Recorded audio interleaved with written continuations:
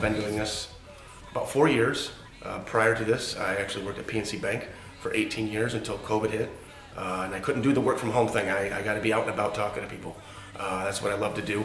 I love meeting new people every day. I love helping them with their projects from A to Z, from helping them with designs to helping them to get everything financed if they need that, through seeing through the whole work and even coming back and seeing when the finished product looks like. It just makes you feel proud when you help somebody and you know that they got the service that they and the customer service that they should have, so they don't have to worry about the little things that other contractors can be known for, like change orders and surprises and add-ons. And we try to take that and give them the peace of mind to know that it's going to get right done first. I've been bowled since I was like 10 years old. Probably have somewhere close to 55, 60, 300 games.